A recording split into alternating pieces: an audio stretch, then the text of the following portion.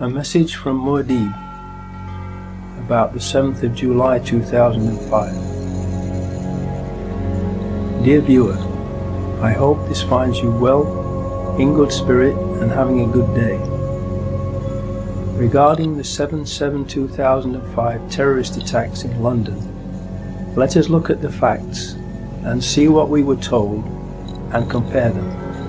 Then, using Occam's razor and common sense, let us see what conclusions are to be drawn, so we can all understand what most likely really did happen that day. First chapter, title, Mock Exercises and Bomb Hoaxes in the Run-Up to 7/7/2005.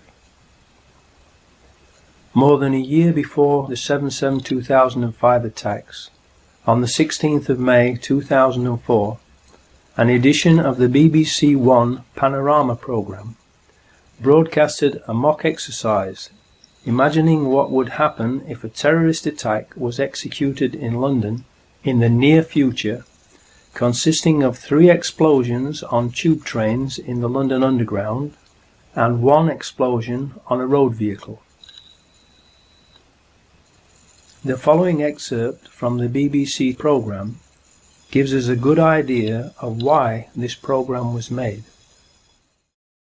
If there are now bombs going off above ground, in this case a lorry being attacked, it could happen anywhere.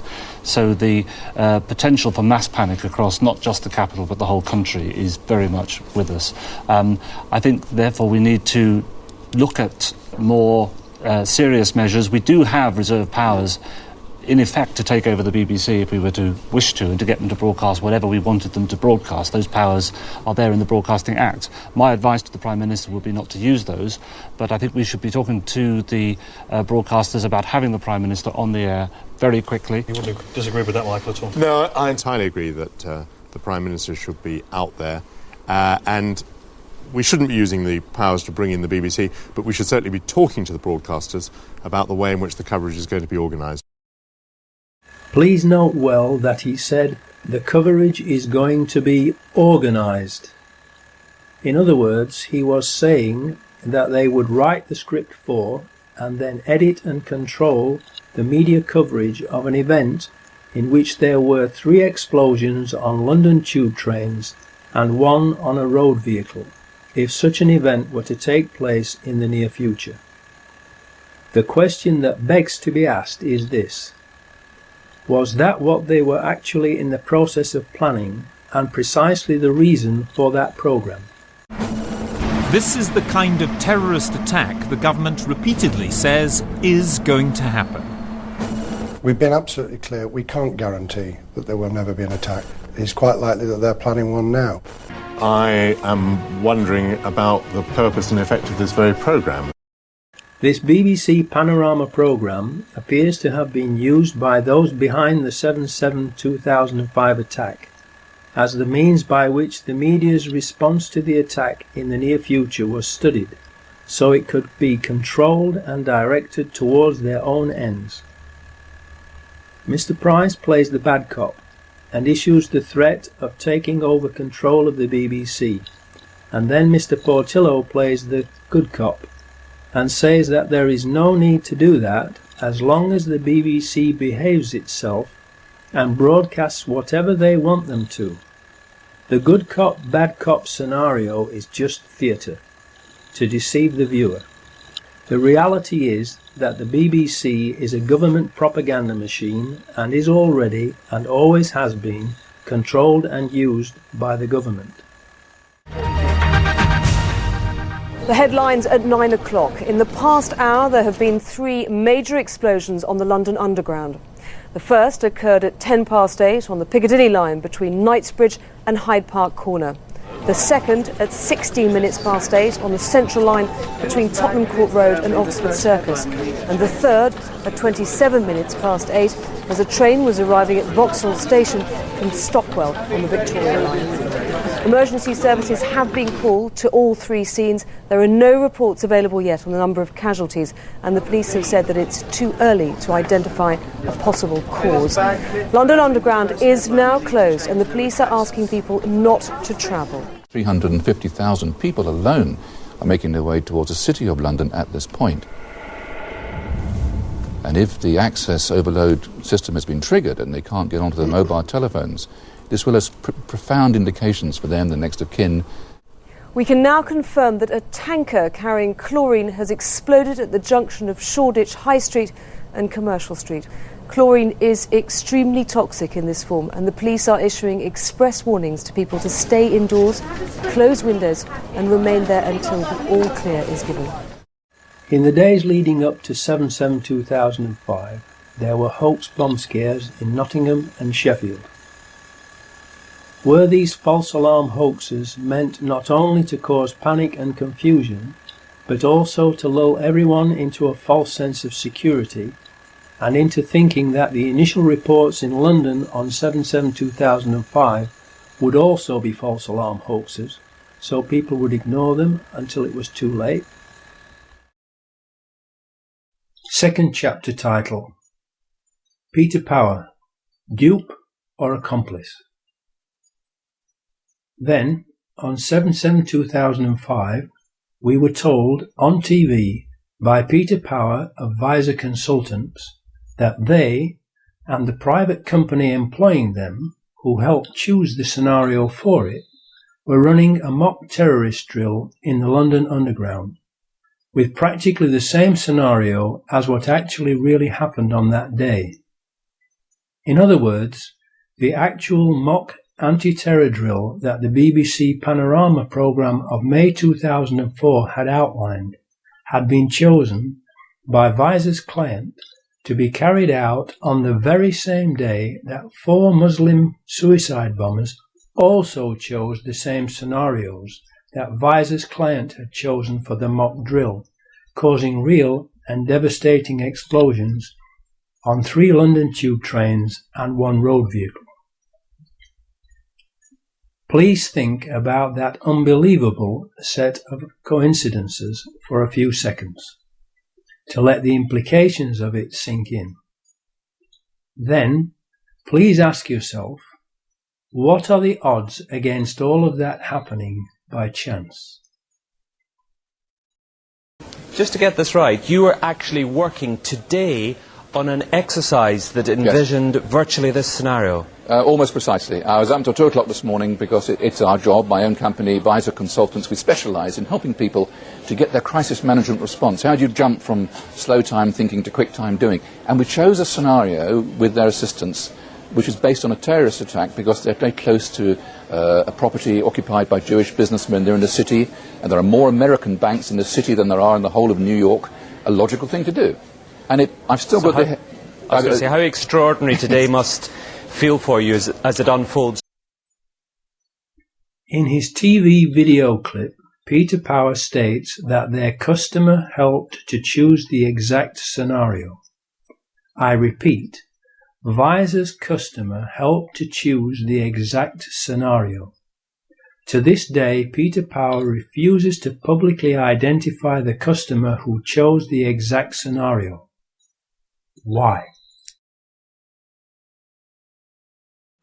Third chapter title: Foreign Security Firms. Can they be trusted? Verint Systems is the security firm that is responsible for the CCTV surveillance cameras in the London Underground rail network, and it is an Israeli company with approximately 1,000 employees. No CCTV footage of the 4 Muslims boarding the tube trains has been released by Verint, who claim that their cameras were not working. Why? Because the 4 Muslims were not on the tube trains that blew up. Fourth chapter title: The 4 Muslims, actors or patsies? We were also told that the training exercise involved 1,000 people and, of course, amongst those 1,000 people would have to be the 4 people who were recruited to play the parts of the mock terrorists. Therefore, as part of the exercise, they would have recruited 4 young Muslim men to carry 4 backpacks that were to contain mock explosive devices. Who were their Muslim recruits? These Muslim men would naturally buy return train tickets and not one-way tickets, because they would be going home after playing their parts in the training exercise. One of them, the oldest, who would be considered the ringleader of the group because of his age, would have been asked to make a suicide video prior to 7/7/2005, being told it would form part of the training mock terrorist exercise, in order to make the exercise and possibly a film to be made of it look as realistic as possible. He would obviously not have been told the details of the whole plan until later, probably when he and the others arrived at Luton on the 7th of July 2005, to make absolutely certain that the scenario of the drill which would take place that day could not be talked about by or to anyone. The second oldest would also be asked to make a similar video as a backup for just in case anything went wrong and or the oldest pulled out of the drill before the 7th of July 2005. It should be noted that neither Mohammed Siddiqui Khan nor Shehzad Tanweer specify what their targets were in their videos. It is also interesting to note that no one has ever claimed responsibility for the 7/7/2005 bombings, except for a message on a fake Al-Qaeda website on the same day that was traced to Texas in the USA. 2 years afterwards, because more and more people doubt the official story and are proving it to be lies and deception, and are rightfully demanding an independent investigation, the police have arrested, frightened, intimidated and harassed Mohammed Siddiqui Khan's widow into publicly condemning her husband. She has a young daughter to protect and has stated that she is now afraid of the police. They kept her in custody for 6 days to intimidate her and then showed her what they claim is her husband's will and suicide note. Obviously, this was done to get her to condemn her husband publicly, in exchange for the authorities' implied agreement to leave her alone, to which she will have agreed in order to protect herself and her young daughter from further harassment. Where were these documents found, and why did it take 2 years for them to be shown to her?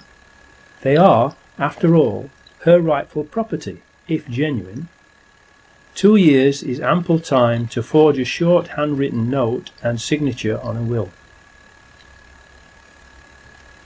In view of the amount of time this suicide note has taken to be mentioned, the timing of it, and all the lies and evidence the authorities have told, fabricated and planted, it cannot be trusted and must be considered another forgery, along with any other new so-called evidence that they might come up with. So the scene is set for the training exercise to go ahead. The fake terrorists have been recruited, the suicide videos have been made, and everyone has been given basic instructions for the day that the exercise is to be put into operation, 7/7/2005. The 4 mock terrorist actors were to meet at Luton train station at 07:20 a.m. on the 7th of July 2005 and catch the 07:40 a.m. train from Luton to King's Cross Thameslink station with their pretend bomb backpacks, and then split up and catch 3 tube trains and 1 bus to prearranged destinations where the fake explosions were to take place as part of the training exercise. Finally, the big day arrived. Everyone was ready. Everyone was either already where he was meant to be or was heading there. But first, let us take a step backwards for a moment to look at the bigger picture. and put this mock terror exercise into context with what was happening in Britain at that time. Tony Blair was in big trouble.